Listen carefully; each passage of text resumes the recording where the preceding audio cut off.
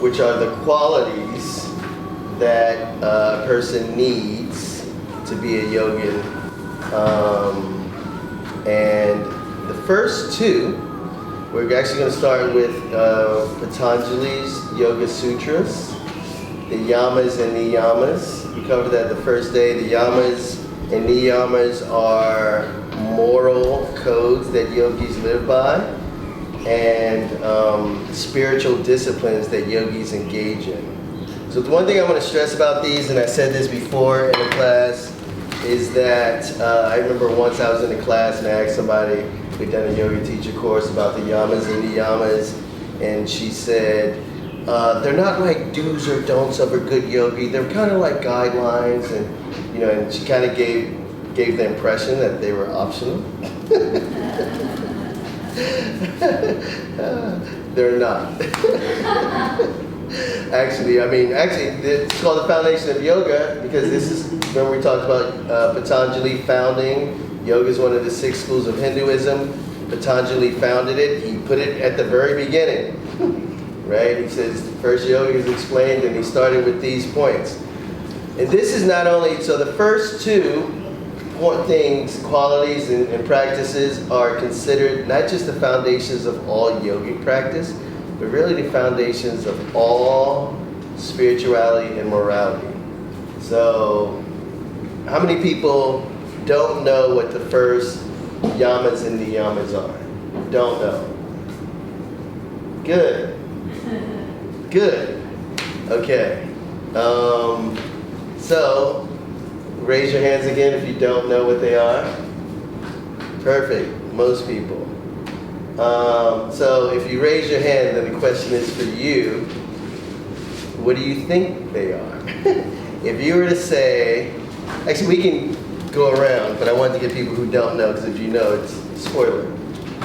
But I want to get people's impressions, and you don't have to necessarily think about what Patanjali is. What do you think are the actual foundations of all morality and spirituality? So we're making this declaration. It can be bold. We're saying this is the foundation of all forms of spirituality and morality. It can be boiled down to 2 things. And that is not, what I mean is it transcends even yogic culture. What do you guys think? These are me too. Well, you know what? Of course, there'll be ones that are related to it. Yeah, so these are specifically 2, but no wrong answers unless you're like, you got to be a good thief. You know what I mean? You might reject something like that, but if it's close, I'll give you credit. Oh, 1 second. David, sorry. To have compassion for all living things.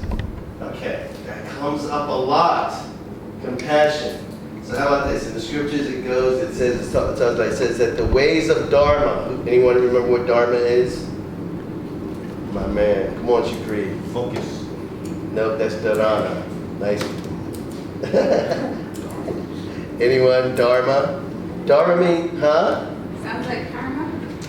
Yes, it does. What game is that? Sounds like dog. Purpose. And righteousness. Yes. Righteousness. Duty, purpose, righteousness. Dharma means that which upholds. So like Dharma means that which upholds the spiritual and moral order of the universe, that which allows for the harmonious evolution of everything toward light. So when I start talking about these 2 things and I ask this question, that tends to come up a lot. Compassion, right? And it's not wrong. Obviously, compassion is one of the things that is a requirement of a yogi. But it says in the Mahabharata, which is the scripture from India, the ways of Dharma are subtle. Which means, and so a lot of times, like, it's not actually super cut and dry. It's not, meaning one thing could be dharmic. The same thing could be dharmic in one scenario, and in another scenario it could not be. So I'm saying that to say, when it comes to compassion, the devil's in the details. What is actually compassion, right? However, having said that, compassion is related to these qualities, but they're not the actual qualities. Meaning, there's something higher that's what would be the foundation of genuine compassion? That's how we'll approach this. Doing no harm. Yes. It came too easy. I went to struggle with it. Yes, doing no harm. Tell me why. Because harm can apply to your relationship with people, your relationship with the environment, your relationship with animals, respect essentially. Because in all scriptures it's like, do not kill, love thy neighbor. It's just basic. I got goosebumps. What is your name? Beth Ann. Beth Ann, you nailed it. Right. The first one is ahimsa, and it means non-violence. Yeah. Get to that. Ahimsa.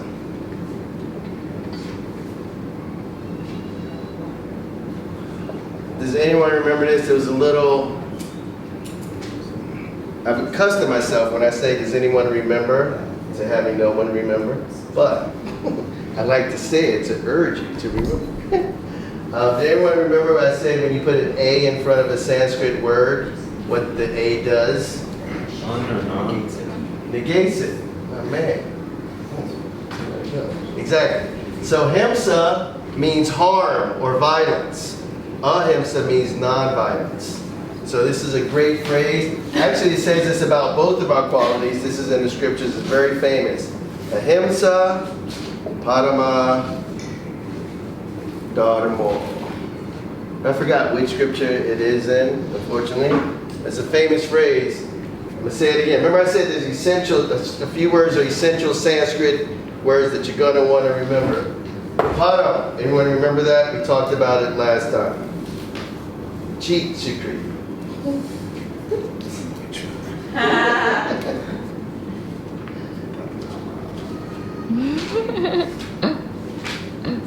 would. Kevin's looking good. I love it. It's supreme. Yeah. Did you cheat? Yeah. Better organized, right? Supreme. It's a good word to remember. Do you remember what I said it in relation to last time? It was supreme self. The supreme self. We were talking about the nature of God and the soul. So God is called the supreme soul, Paramatma. And we're called, do you remember the term for individual souls? Jiva Atmas. Right, so anyway, this is different, but it means supreme. Dharma, we just said it. So ahimsa parama dharmo, what does that mean?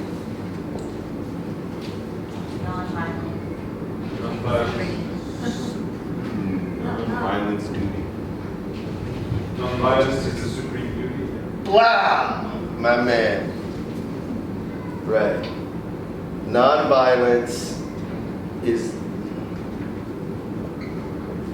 the supreme, let's just call it Dharma, because Dharma has all of those meanings included. So Dharma means that which ought to be done. So, as Beth Ann was saying, the number one thing to do in all spirituality and morality is to first do no harm. In fact, there's a Latin phrase for this. Primum non nocere. Or nocere, however you say it. It means first, do no harm. Number one moral code. So why would this come first? First, it's a negative, right? It's telling you what not to do. Why would it be first important in terms of morality to not do something? And in fact, if you think about what we were talking about last week, we're going to connect some dots. Why is the first thing, if you're going to be moral, is to not do harm? Because people are harmful? Is that what you said? True. In my mind, I was like, man, assholes. But I was going to say it, but I didn't say it, but I did say it.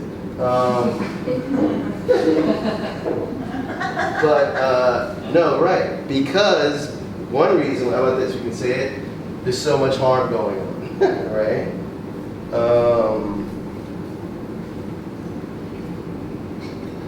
So we have to counteract. There's so much harm going on.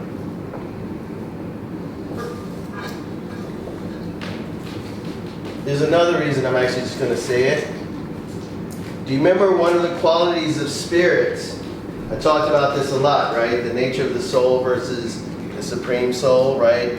The Leela. Everyone remember Leela? Right? The nature of God is that everything is one. Right? And we're pretending like we're not.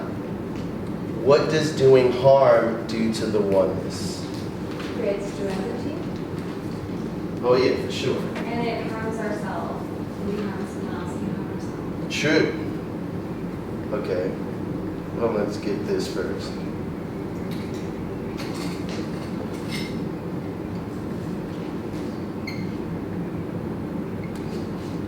How does it create duality? Because it separates you from the other by doing harm. Okay, give me more.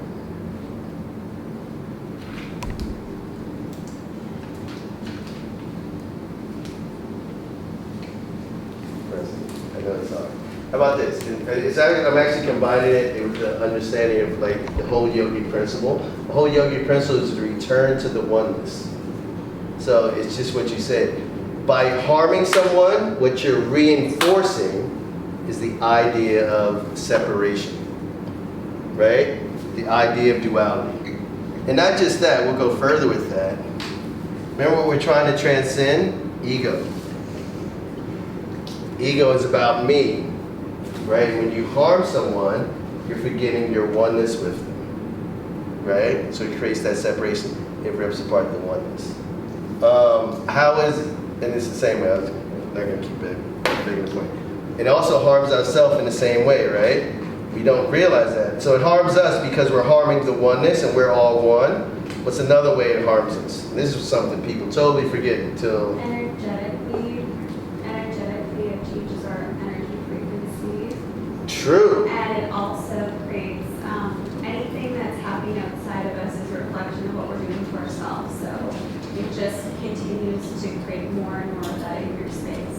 Right. Nice. So it sets up a negative energetic dynamic. Yeah. And not just a negative energetic dynamic, like you said, it changes our consciousness, right, to a negative place. I had a thought. It sets up a negative energetic dynamic. Say what you said again. It sets up. So it affects our energy and our frequency, and we're pushing it. It's like a pendulum. If you're pushing it too much in one direction, it's going to come back. So whatever you're putting out there, it's going to energetically hit you back. So you could say it's karma, but really it's an energetic thing as well. You're heightening the importance of something happening outside of you. It's going to happen to you. That's karma. Yeah. So how about that? Karma is energy. So that's another reason that this is what I'm saying. People don't think about it. In India and Nepal, they probably still have it, but in ancient times, there was this type of bee that would build its hive on the side of these high cliffs in the mountains, which were almost impossible to approach. You have to climb a mountain to get to it safely.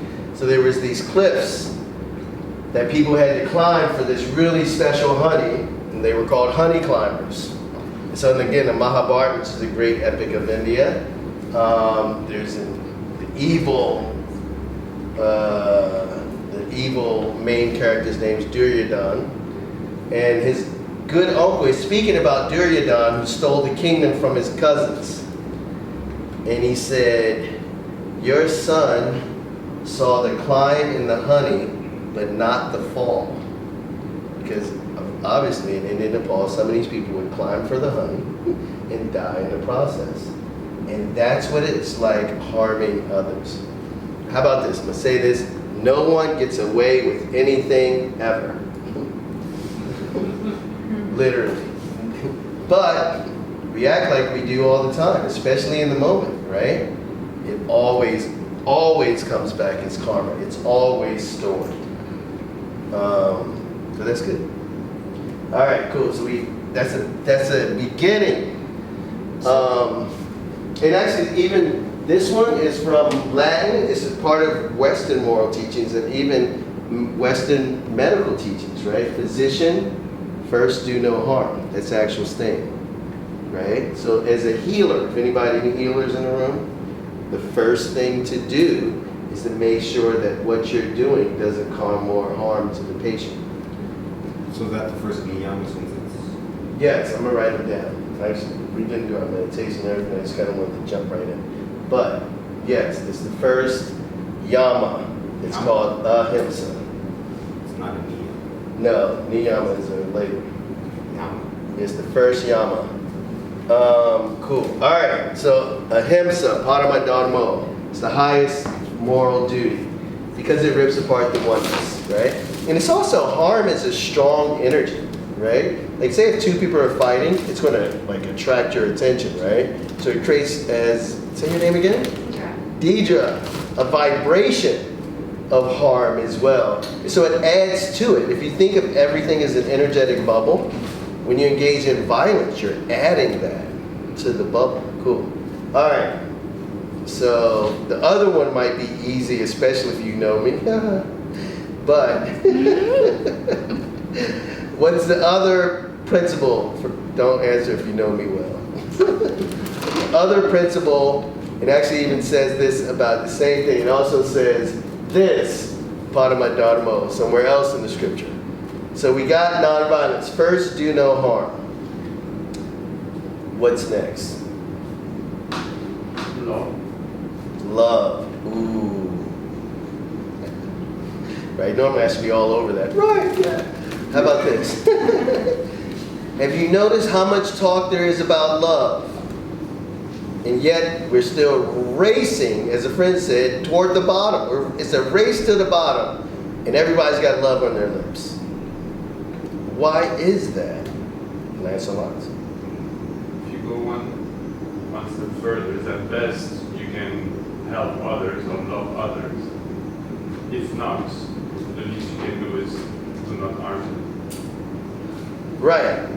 I got what you're saying, but my question was, why is love such a popular topic, right, and a powerful force?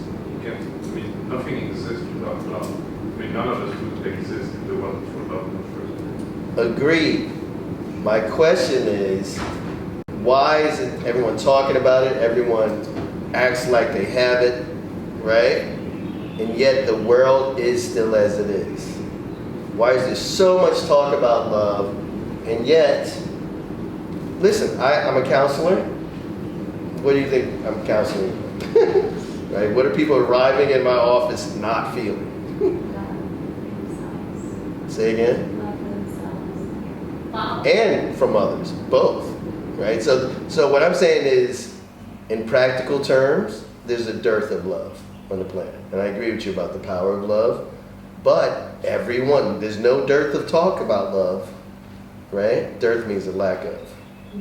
Why is that? Ooh. Everyone wants Yeah, but it's enough to go around. Everybody could get it. it. Because it's a chakra. Because it's a shocker. Chakra, Love is a shocker. right? Chakra. Chakra. Right? Oh, chakra. Yeah. What do you mean? I don't know, it's gotta be important. Yeah, it's important. But my question is, why is there so much talk about it and such a lack of it? Ooh, this is leading. This is a softball now. Because people aren't giving it. People aren't giving it. Yeah. And it's an energetic flow. Okay. It's not taught. Okay. All right. Here. Can I erase this? We're too distracted by all the other things. It's because it's not unconditional. All right. There's a lot of Because we're not. things flying around. Give me a minute. And all of this is going to lead back to what this quality is. Hold on. All right. So hold on. Who was saying first? Question at hand. Why is it such a... Ooh, hey, Mimi. Question at hand is, why is there a so much talk about love and yet a practical lack of it in the world. How many people agree that there's a practical lack of it? Right? Ooh, and how many people agree? So much talk about it. Central question to answer. Wow, today is the day. You can go out there and say, I know why there's so much, such a lack of love. All right, so who was talking first? Was it? I was just saying that people aren't giving love. And so if we just want it, but we're not a vehicle of love, then we're all just craving something that we're not giving or being. Agreed. Okay, perfect. I mean, I asked this, but why do you think people aren't giving it? Because they don't love themselves. And that comes down to, I think, being selfish. Because we're so, we're greedy. Ooh, love it. This is great. Good stuff. Actually, yeah, move. True to ourselves. Okay, so she was saying not giving love because people are selfish. Sana, is this as exciting? Sana knows exactly where we're going with this. What'd you say? I said they're greedy. Okay. Is that what you're Yeah, no, that's cool. Selfish. I'm gonna stick with selfish. Okay, cool. There's a lot of other people yelling at me. Who were they? They're not true to themselves. They're not practicing Yama. They're not true to themselves. What do you mean by that? They're not being themselves.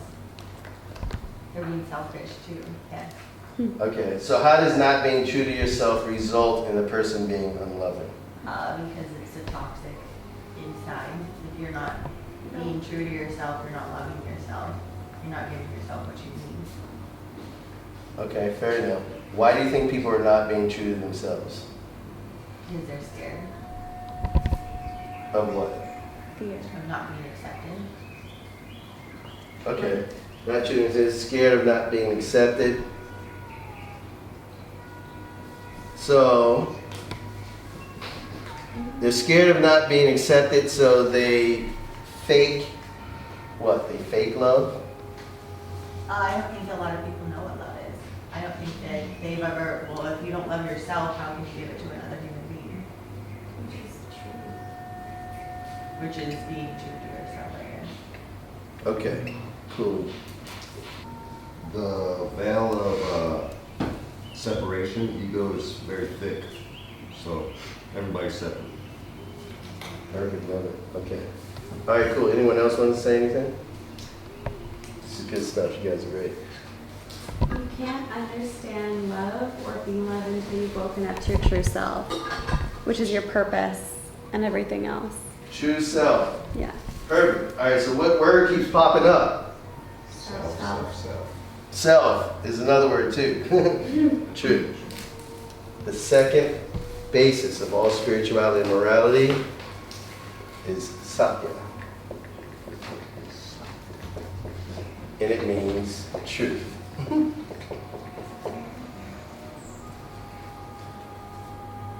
So the answer, I think we've answered, really, if you were to simplify, why are people talking about love so much, but loving so little, is because beings are not being true. Right? And you've said true to themselves, but also simply not living in truth. Have you noticed how truth is an unwanted stepchild? Right? And even not even big, just in big things, of course, but even in little things. Right? I was talking about how people don't want truth with some friends once at Bali Bohemia.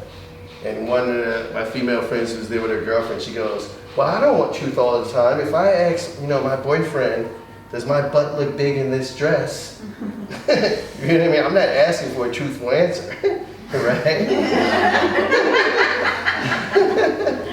Right? What is she asking for? She's asking for her ego to be fed. Truth is the basis of love. Ooh, and we'll get more into that. Sada, this is my extraordinary assistant, Sada. Sada, you want to break that down? How is truth the basis of love? Like it's one and the same thing, right? How Yes. else would you, in Well, what way do you want me to break it down? so I'm saying that truth is the source of love, and the world has become not just untruthful, but anti-truthful. So the world is not just not practicing love, the world is unloving. Right? And because they're anti-truthful, they talk about love all the time, but they're not loving. Right? And so I'm saying that truth is the source of love, and right, nobody thinks about it like that. But I've said a lot how truth is the source of love. Truth is the source of love because truth is oneness. Woo! Like it. Yes. All right, here about this. When I put you on the spot, it's just I'm trying to work your mind so you remember. And so you can apply. This comes back a lot. Truth is oneness, right? So I said this. The word for truth, who remembers this from their notes last time? Sat. Ooh. All right, who can cheat quickest from last week? What is sat?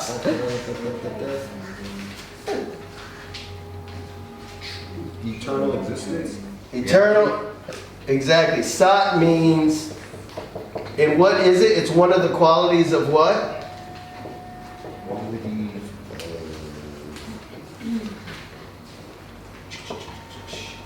Pure existence. Yes, pure existence is eternal existence. Is another word I put in there. What's the other word I put in there for Sat? Reality. Reality. It's what's real.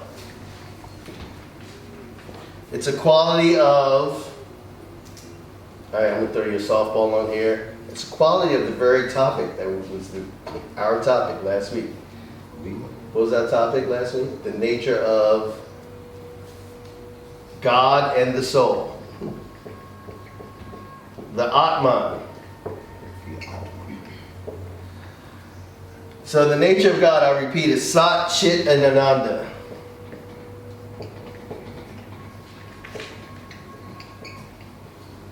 Sat means that which is real, eternal, unchanging. Chit is pure consciousness. Ananda is bliss. Everything is God, right? Because everything is one. This is the nature of that oneness. This is the nature of God. And this is the nature of the soul. Remember that we talked about the soul, like the analogy of the soul being a drop in the ocean, same qualities. Rumi said we're actually an ocean and a drop, right? And so this is our true nature. Sat means that which is actually real. So how about this? There's this idea floating around, it's very prominent, that there's no objective truth. Everyone ever heard that? Anyone agree? You agree that there's no objective truth? Meaning, all truths are subjective, meaning, actually you can explain that. This is kind of a deep topic, but let's get into it. What do I mean by objective truth? It's like, objective is that it's not relative. It doesn't depend on like a single person what reality is. But I think there's a particular concept that like everybody can create their own reality, and so it's not objective. Exactly, she nailed it. I love it, thank you. So, objective versus subjective. Subjective means subject to conditions, right? Objective means true for all. 100% accurate statement, but I'm trying to explain it. Subjective means if you were to see it as it is, everybody would agree on it. Does that make sense? Mm-hmm. Where subjective means it could be true here, not true there, not true there, not true there. So everyone agrees that there are subjective truths. That's not my truth. This is a massive one. My truth, right? Most times people say that wrong. Most times people are defending their illusions when they say my truth and my practical experience, right? They'll think that their emotions are their truth. How many people have ever had that? How many people do that? Think that your emotions are your truth, right? Actually, your emotions are your emotions. Truth is that which is real. So if we want to define truth, it's that which is real.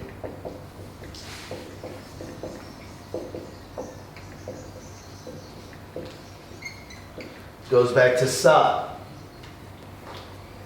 And there are objective truths and there are subjective truths. There are truths that are subject to conditions. Right now, I am in a male body. That's an objective truth, right? But that's true for me.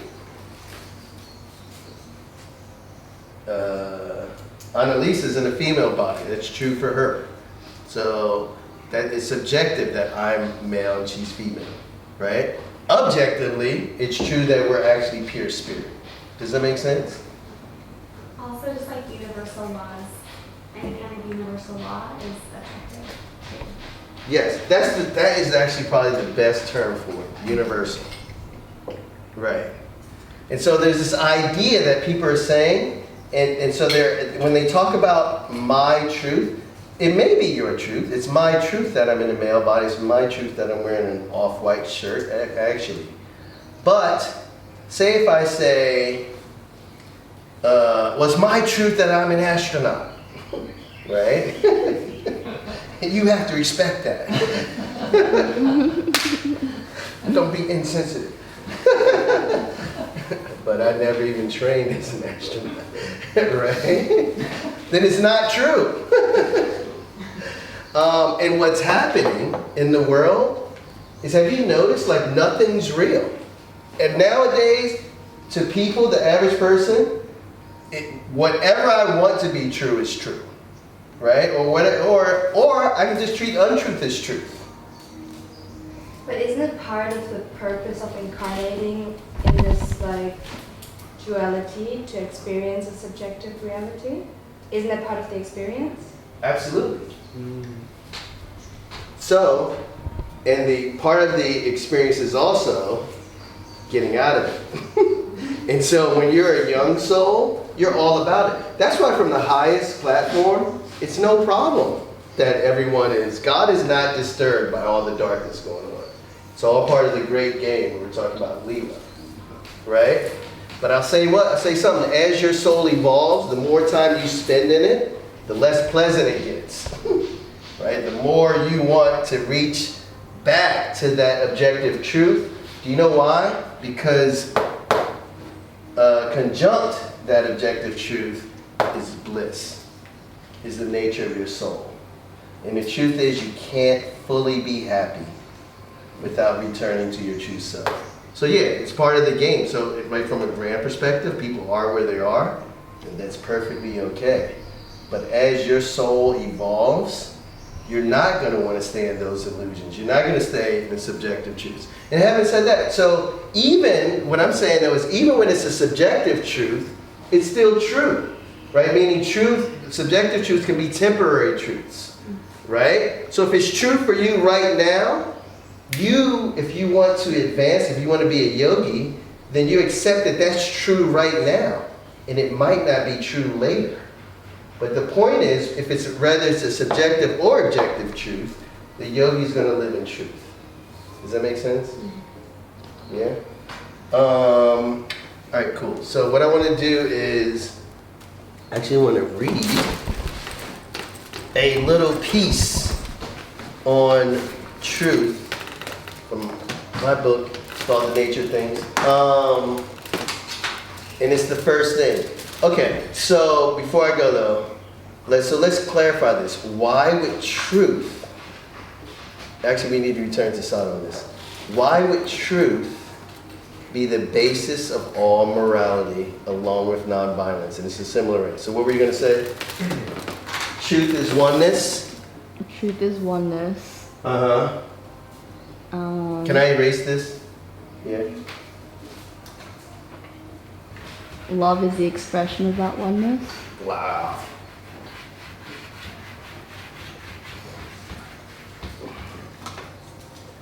Truth is oneness. Love is the expression of oneness.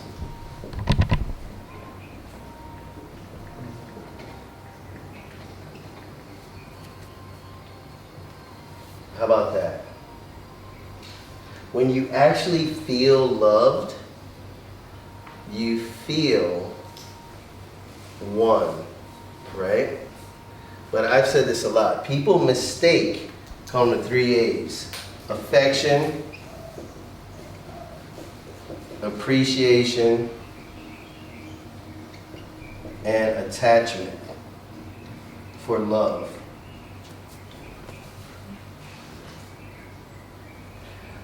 Whereas actually, these are still me-centered. They're still ego-based feelings. When you really love someone, what you're concerned about is them. So you're not attached to them, because when you're attached, when you're holding on, you're typically doing it for you. And so you're living in your ego, and you're actually being selfish. But you're doing that because, why are you attached? Usually because you're getting something from it, and you do feel some oneness. Because you feel some oneness, you're mistaking it for love, but you're making it ego-based, and it turns from love to attachment. Can I just highlight something you said that I found really powerful? It's as you said, you feel someone, it is someone. It's not one. Like it just popped out as you said that. That's really powerful. Nice. So everyone get that? So affection is not love, a strong feeling of affection, which usually arises from like appreciation. People actually mistake appreciation of, I appreciate how you make me feel. I appreciate what you do for me, right? As love. Here's what happens. Have you noticed, I think about this a lot, the person that you love the most in this world often becomes your bitterest enemy. Right? And also this idea of falling in love, falling out of love. Right? How does that work? Right? It's because what the reason is you're getting something and you're pissed when you don't get it. Or you're getting something that you want and then a whole bunch of stuff that you don't want comes with it. And it pisses you off. Right? And so your so-called love turns to hate. Untrue. All right, son, I'm going to push you. See what you got. So, we're talking about opposites. What have I said? So what I'm saying is, this isn't love, and that's why this turns into hate. So, Sada, what is the opposite of love? Selfishness. So we say selfishness. I'm going to erase this. Is that cool? The ego part. Attachment, appreciation, affection. Sada's over there sweating. Can you guys tell?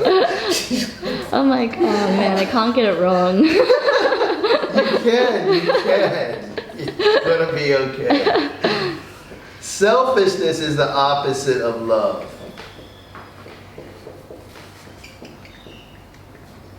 Why? It rips apart the oneness. Selfishness is egotism. The ego is the false individual self.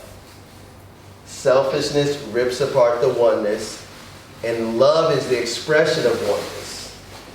So this selfishness, how about this, is confirming an essential untruth.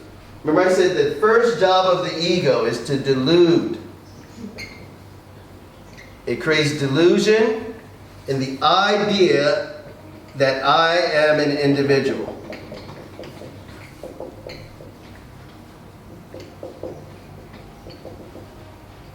In Sanskrit, the word is ahamkara. Aham means I am. Kara means body. So ego is a covering on the soul, which creates the idea of I am. It also creates the idea of separation from others. What results from that? Fear and a desire to protect one's own self, one's own individual self, more than others, to feed one's own individual self more than others. Think about the great lovers of humanity. They're working for others, right? They're actual lovers. People think feelings of strong attachment and appreciation are love. And you see them failing all the time. So selfishness is the opposite of love because it rips apart the oneness. It comes from the ego, which is the very body of illusion. Selfishness reinforces the false idea that I'm an individual and that I'm separate. And it also reinforces your own fear. It reinforces your sense of lack, right? Because if you're separate, you got to fend for yourself. The divine won't provide. And what is hate, Sada? So let's clarify, because people think that hate is the opposite of love. I'm saying it's not. Hate is the opposite of affection. Yeah. Ooh. Thank you, son. Does that make sense?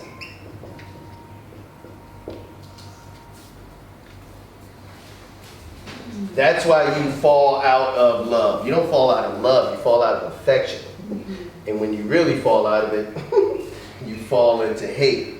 Think about what affection is. Hate's the opposite. Does that make sense?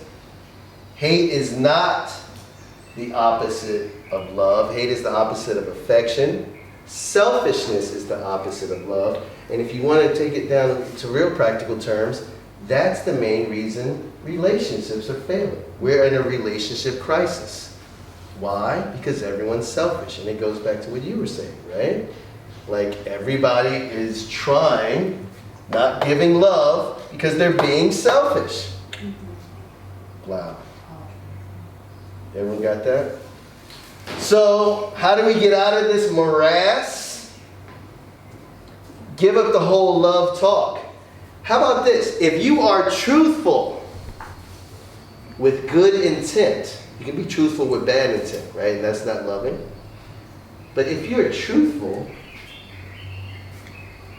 then you're going to lead to love.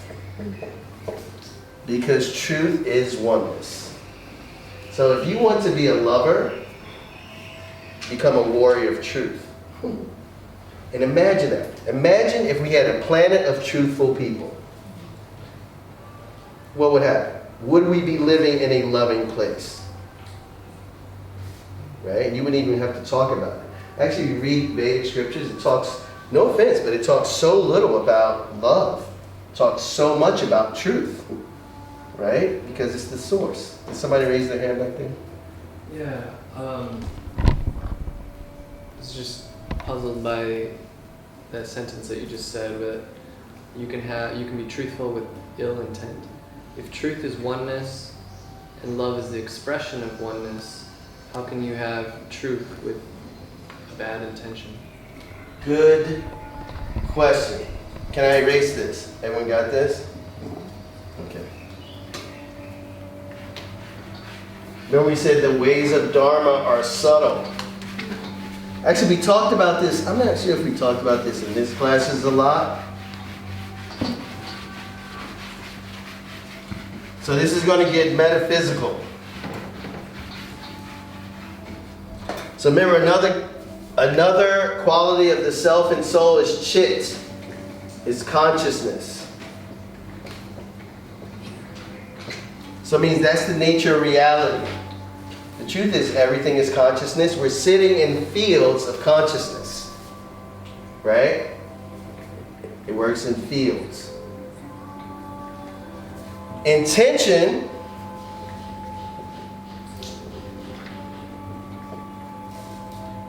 is focused desire and consciousness. Can everyone agree on that? When you intend something, that's where you're directing your consciousness. Right? Does that make sense? And you want that thing to happen. Is that correct? So how about this? Everything spins on intention and consciousness. An act is considered moral or immoral, not actually based on the act, but based on three things. Intention behind it, the consciousness of the act, and in this order, actually. Intention, consciousness, and results. Give you an example. This is so obvious fact that actually even human courts of law acknowledge it. Who can tell me the difference between first degree murder, second degree murder, manslaughter? Anyone? Intention. What? All right. So define first degree murder. Premeditated. They wanted to do It's it. the opposite. Exactly. So first degree murder, premeditated. What does that mean, Shukri? Like they thought about it, planned it out, and went and did it. Right. So Executed it. they ruminated on it. That means ruminated. You sat down. You was like, right? So you thought about it. You planned it out, and then you executed it. Right? That's focused intent and consciousness. Right? My child, what is second degree murder? They Oh, wanted to harm you. Hold on. Like in the moment or self-defense or something went wrong. It wasn't planned. Right, it wasn't planned, but what's the difference though between it actually being an accident? Manslaughter. Right, so- An accident. Right, With so- an intention to kill. Exactly. The difference is second degree murder, you didn't plan it out, things went a little wonky, and you were like, and you killed somebody. It may have even been passionate, right? You might have not even been fully thinking about it, but you made a decision to do it, right? That's second degree murder. Manslaughter is you didn't mean to kill anyone. But why is it still a crime? If you killed somebody. Yeah, but not all killing is a crime. Because of the result? No, not strictly, because you can kill somebody and not be a crime. Manslaughter is a crime because your consciousness was not where it needed to be. Your consciousness was too low. For example, vehicular manslaughter means you ran a red light, right? So you're responsible for that death because you should have been more conscious of what you were doing. You should have been more conscious of your surroundings. You should have been more conscious of all the things at play. So first degree murder, full intention, full consciousness to kill someone. Also murder, the definition is an unjustified killing of a human being. Okay, that's the definition. So you intended to end somebody's life in an unjust way. Boom. Second degree, you didn't plan to end somebody's life in an unjust way. Circumstances arose and you did it. Manslaughter, you didn't want to, it was a total accident. But you should have been more conscious. Does that make sense? And there's going down the letter, there's less severe punishments. The universe works in the same way. The universe is a conscious thing when it delivers karma. It's based on intention, consciousness, and result. So David, ask your question again. If truth is oneness and love is the expression of oneness, how can you have truth that has ill intention? Okay, so tell me based on what I just said.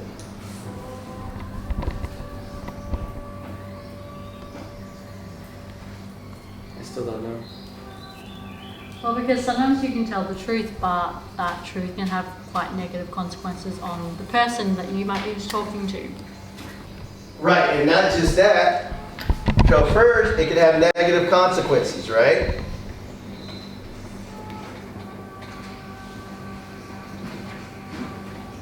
And this is how we tell if something's moral or not. Right, negative consequences, perfect. And there's another way. So that's one way, but it's also, his question was, how can you have ill intent with the truth?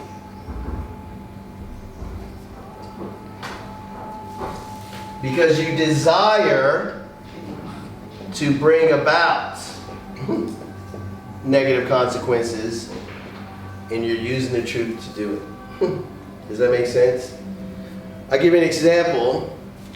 Or even if you don't desire to do it, you are unconscious when you should have been more conscious of potential negative results. Right? And so this goes back to intention, and this goes back to consequences, and this goes back to results. Give me an example again. So listen, the reason I quote the Mahabharata a lot, because I love it. The Mahabharata means Maha means great, Bharat means India. It's the great epic of India. It's actually the longest epic tale written on earth. The famous Bhagavad Gita is a small part of it. In the Mahabharata, it actually says of itself, what is in this book may be in other places, but if it is not in this book, it will not be found anywhere else. So that's a bold claim, and I found it's true. You hear me quote it because it's all in there. And they cover the subtleties of Dharma. So there's a story told, and I forget the characters' names, but Krishna's talking about this. God is talking about this. It's going to illustrate where I'm going to culminate with this point. There's a story of, he's a yogi, and he took a strict vow, I will always speak truth, no matter what. Right? You don't like that, huh? Why'd you shake your head? Oh, it just goes back to it's not always the best thing to do. Right. Situation. Having said that, let me just say this before I go forward. I think the world is suffering from untruthfulness. So more often than not, we should be actually more truthful.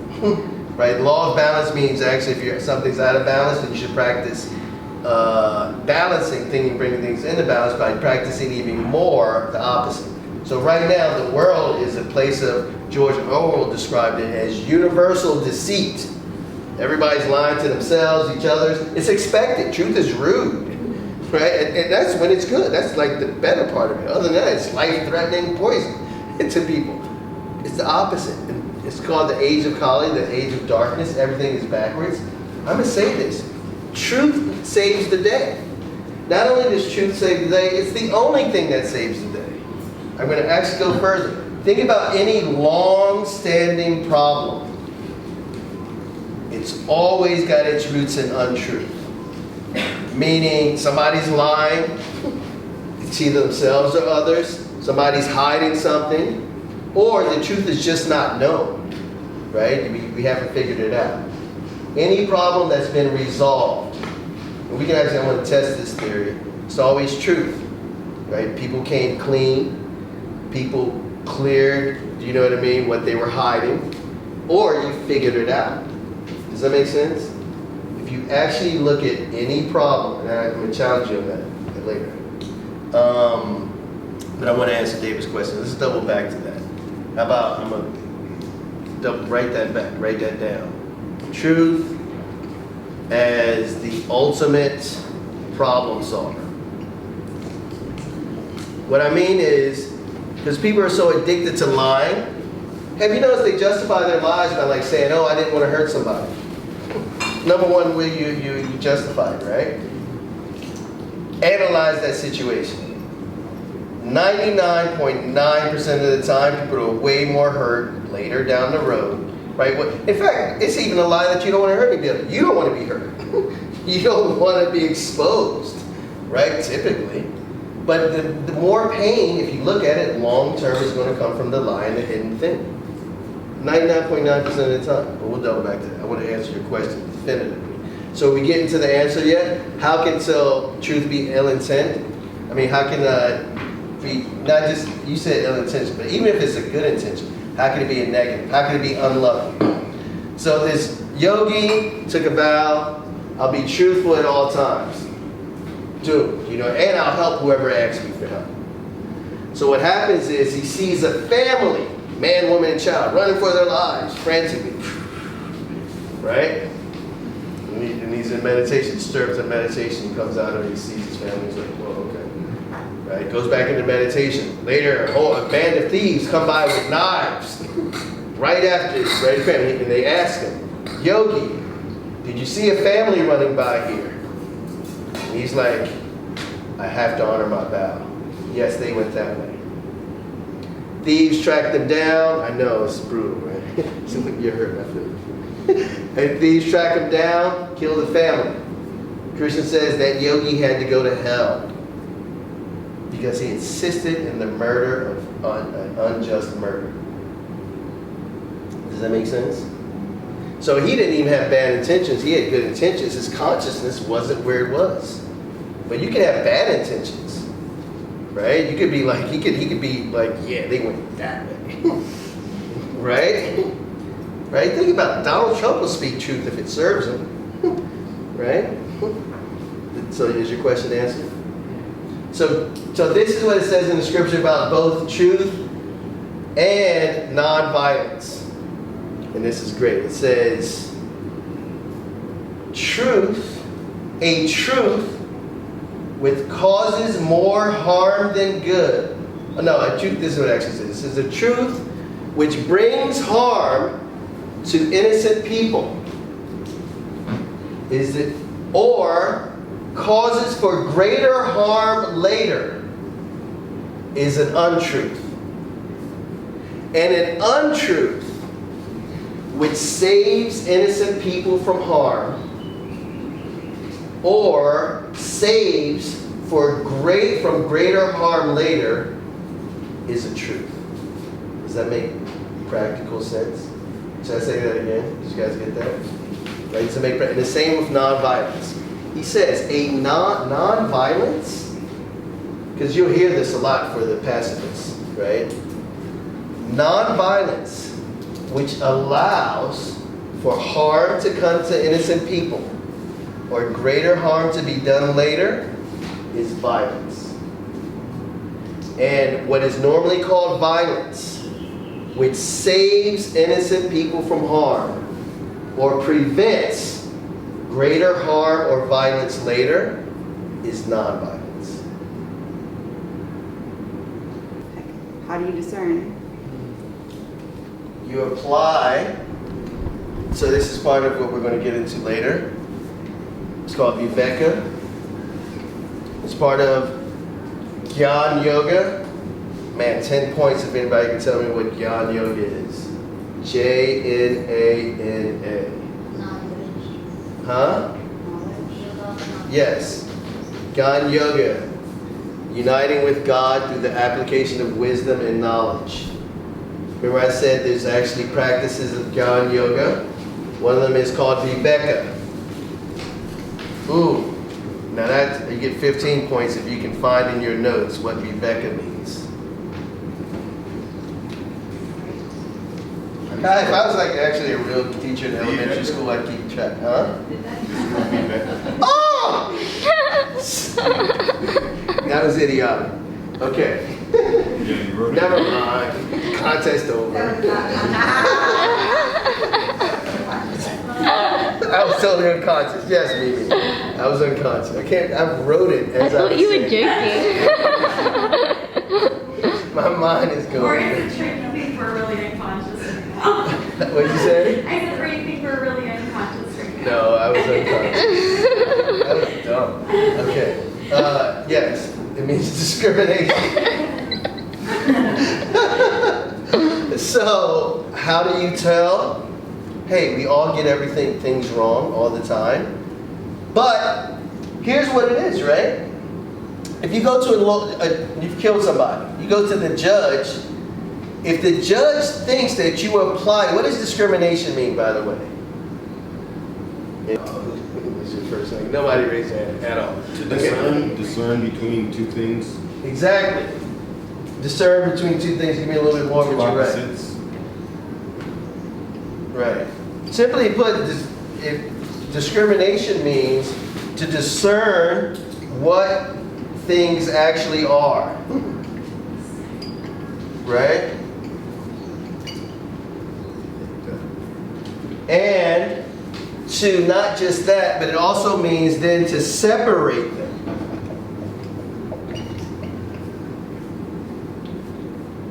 Right? So that's where the discrimination in terms of, like, say, racial discrimination or gender discrimination means. It's like, you're a female, so I'm not hiring you.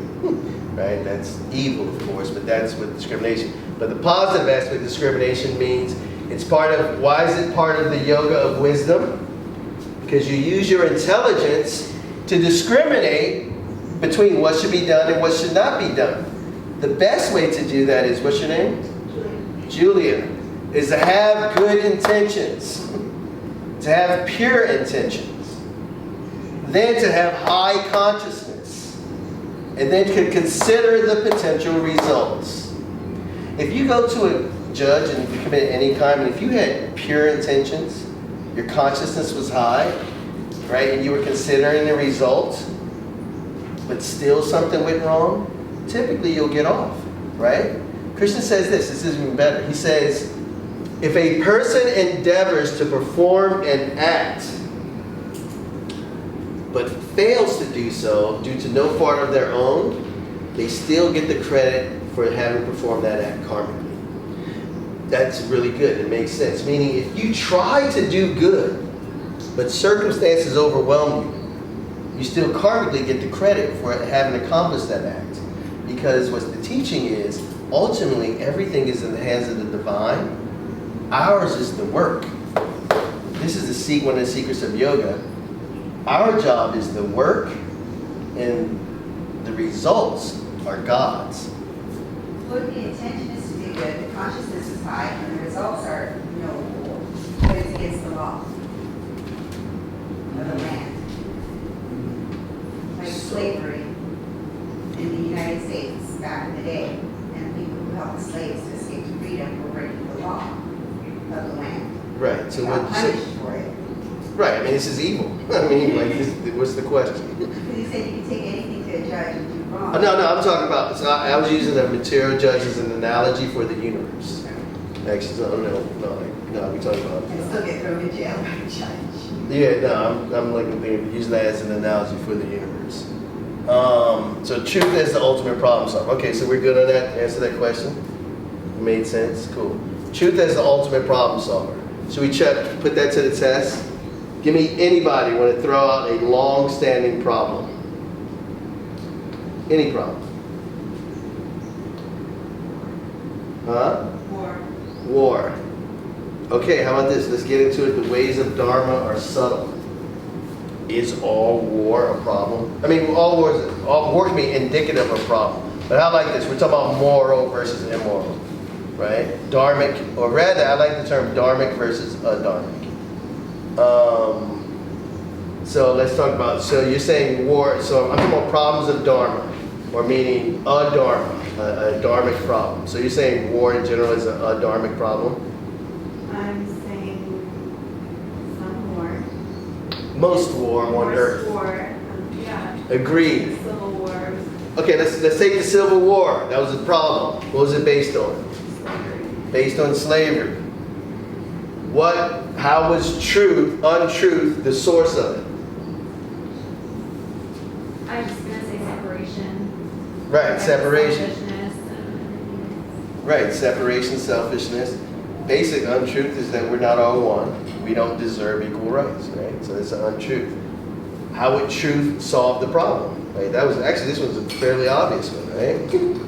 Right? They went to war. John Brown, anybody heard of him? Wow. No. Okay. You have. Who was John Brown?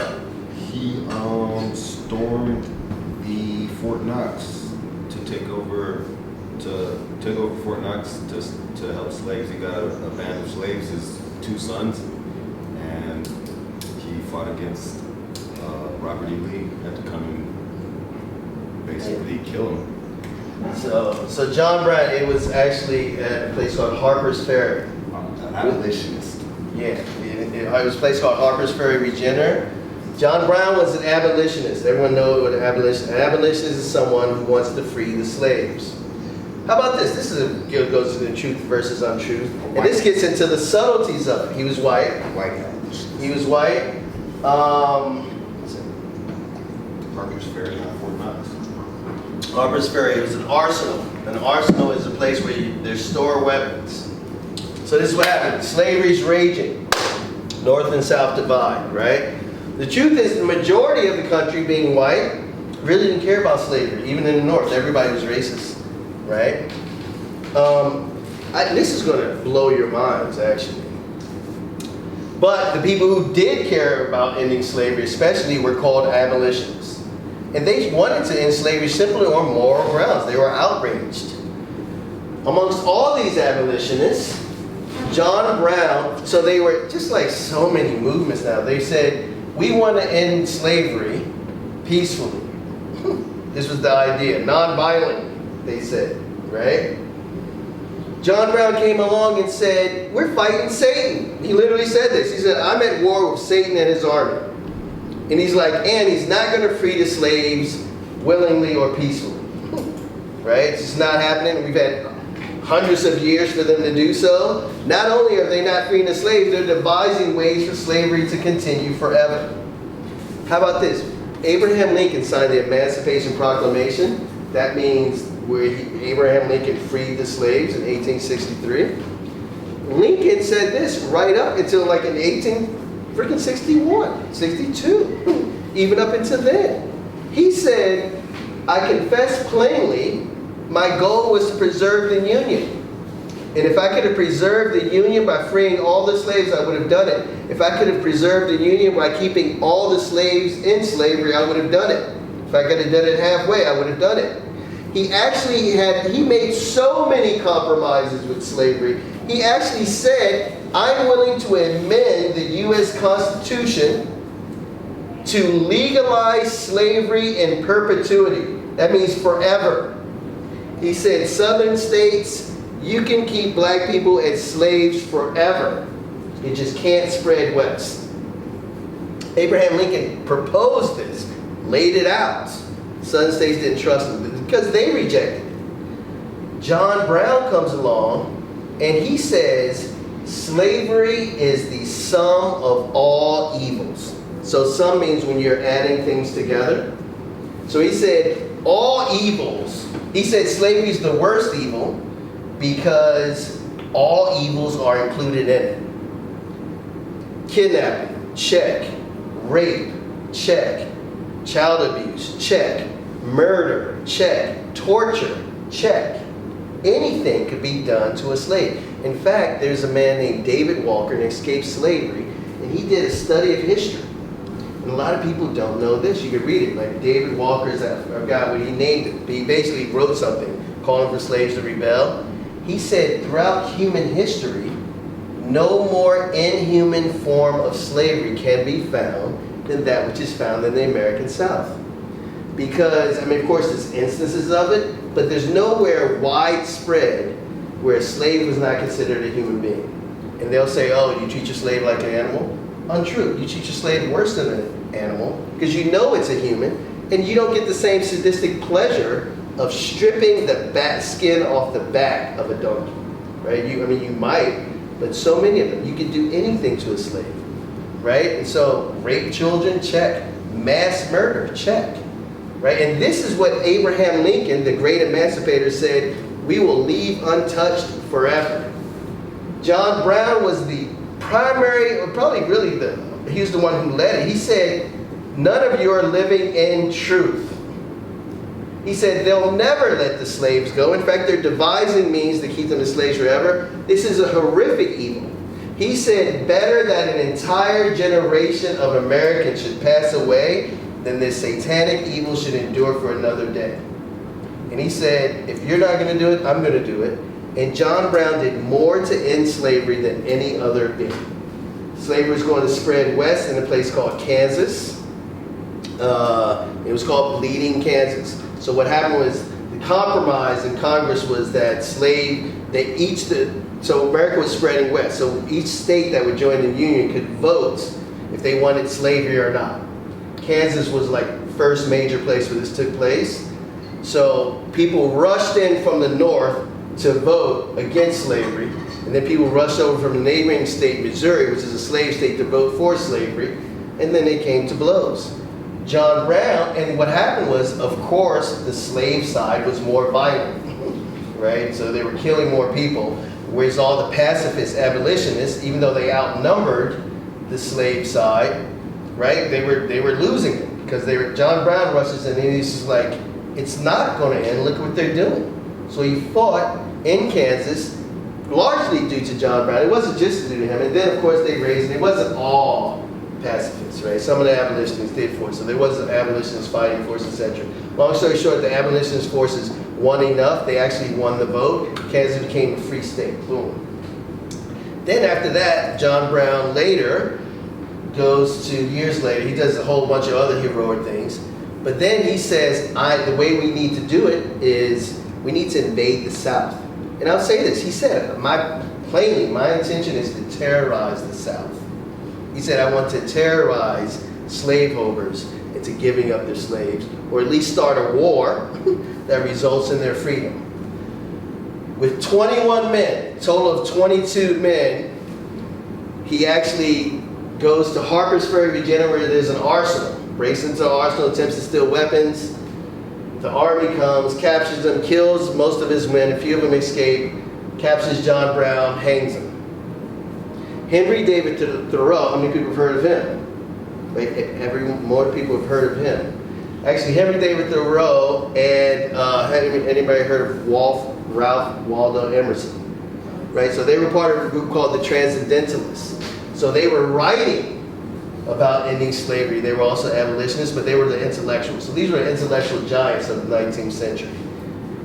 Both of them wrote praises. Henry David Thoreau said, no, I think maybe Waldo Emerson said this, but one of them said it. He said, John Brown will make the gallows gallows is the hanging station, as glorious as the cross. And then Henry David Thoreau said once John Brown died, he said, he is not old Brown anymore. He is an angel of light. And what happened was they tried to label him as crazy. Which actually they were like, no, he's the sanest man ever produced. Because he's the only person ever in the 19th century America that you can found not to be racist. Even every abolitionist was racist. Nobody debated whether or not black people were equal. The question is, should they be slaves or not? Right? John Brown said, the human nature is the same in everyone. And everyone did this. But the point is, this is what really happened. Once John Brown invaded the South panicked. They did feel terrorized. They were like, the North is coming to take our slaves away. And what they were really afraid was mass slave rebellions. Why? Because they were guilty. And they knew they deserved it. You know what? Thomas Jefferson said it. Thomas Jefferson said, we're going to pay for this. Abraham Lincoln said, we're going to be bathed in blood for our sins. And he still wanted to hold slaves in freedom. Then you know what Abraham Lincoln later said? He said, I confess plainly that I did not act of my own accord, but rather the hands of fate dragged me to free the slaves. He admitted that it wasn't his desire to free the slaves. I mean, he said, personally, yes, I prefer for them to be free, but what I'm trying to do is act to preserve the Union. But do you know who was that hand of destiny? John Brown. What happened was at that point, the South rejected all forms of compromise, and they were like, so they also labeled Lincoln. Lincoln was like, listen, I'm not going to free the slaves automatically. We're just not going to spread it west. They didn't trust him. When Lincoln got elected, they started to secede. The Civil War was guaranteed by John Brown. In fact, he's called, one writer called him the Comet of the War. And in fact, all the high intellectuals of morality during that time wrote high praise of John Brown. And they compared him to Christ. And they said he's an angel of light now. Because he stood for this truth, and he did it, like according to that principle. He said, it's a greater violence, slavery. And so we have to use violence to free it. And even though he didn't actually free all the slaves, he's the one who started the Civil War. In 1 second. And the marching song, check this out, and then everything turned. And this is also to encourage you to be heroes, go against the grain. Everybody came against him. He turned history around. And so much so that the Union Army, when they finally declared war, the marching song that they marched south with was called John Brown's Body. And the Union Army sang it. It says, John Brown's body lies a moldering, that means decomposing, in the grave, but his soul goes marching on. John Brown's body lies a moldering in the grave. His truth goes marching on. It talks about he's going to be a soldier in the army of the Lord. And so they marched south and freed slaves singing John Brown's name. Eugene Debs later wrote John Brown is history's greatest hero. And this is why. And this is why you don't know him. You know why he's not known? Because he rebelled against the United States government violently to free the slaves. And so that's why you don't know him. But why is he history's greatest hero? What does a hero do? First of all, a hero does something that ordinary people don't. Right? They endure what other people won't endure. They suffer, they sacrifice themselves.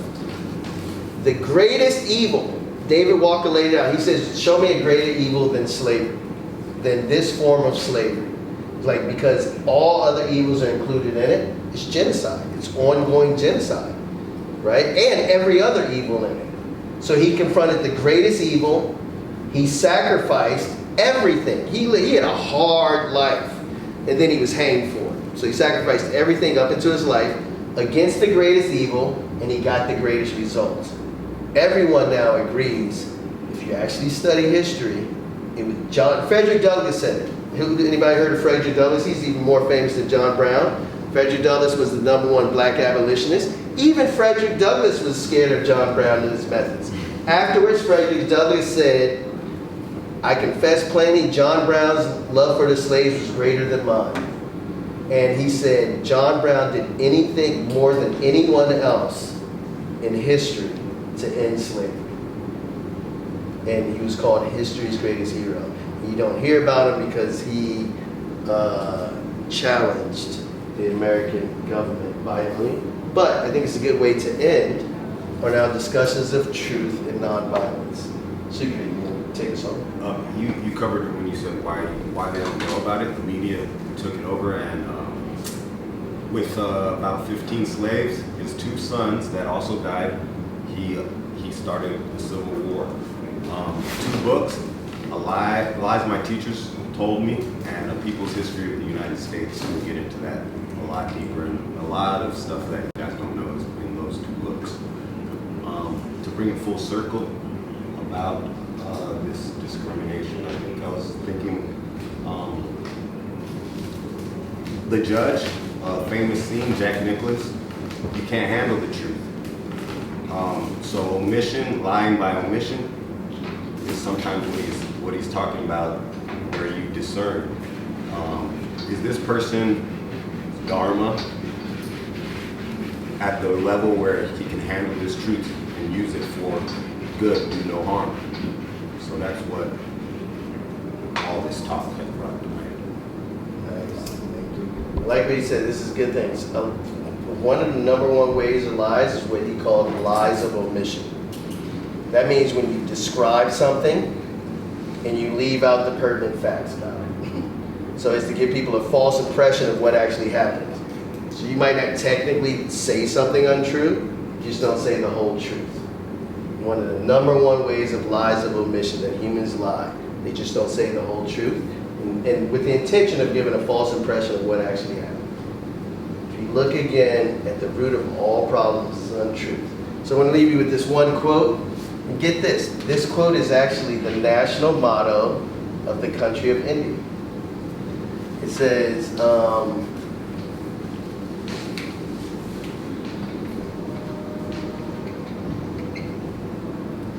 this is a famous quote. Satyam eva jayate.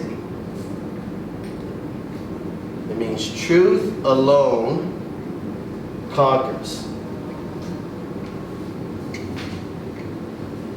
And then it goes further.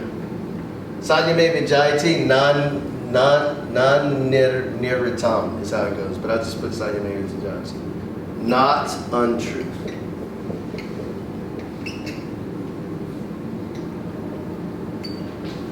Through truth, the divine plan spread out. This is from a scripture called the Mundaka Upanishad. I forgot what chapter and verse off the top of my head, but remember that. Remember that Gandhi said it, and actually scripture says it.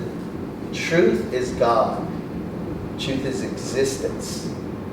Truth is the nature of your own soul. So when you act against it, that's what you're acting against. And the world is programmed against it. There's actually a Christian phrase, the devil is a liar. It's the number one power of darkness, deception. Truth is the foundation of all spirituality and morality, along with nonviolence. And the reason I wanted to put that out is, I'll tell you this, how about this? We've all felt this and seen it. Truth, it wins in the end. You know why? Because truth is God. Truth is nature. Have you noticed that lies have to be maintained with more lies? You know why? Because truth keeps sprouting up like grass through concrete. You can't stop it. This is why no one gets away with anything ever. Because God is nature and truth is God. And so this is like one of my favorite quotes. Truth alone conquers, not untruth. Through truth, the divine plan is spread out. All right. Thank you, everyone. Should we end with 3 ohms? I'll just say a quick prayer of thanks. Omanyang yatamirandasya gananjana salakaya sakshuno militam yana tasmai Shri Gurave Namaha Mukam Karoti Vachalam Pangum Yageti Girim Yak Kripatamahan Vande Shri Gurum Dina Taranam. I bow down to my gurus who have opened my eyes, which were closed by the darkness of ignorance, with the healing salve of knowledge. I bow down with devotion to my gurus, by whose grace the mute become eloquent speakers and the lame cross mountains. Let's take a deep breath in and breathe out. Breathe in again.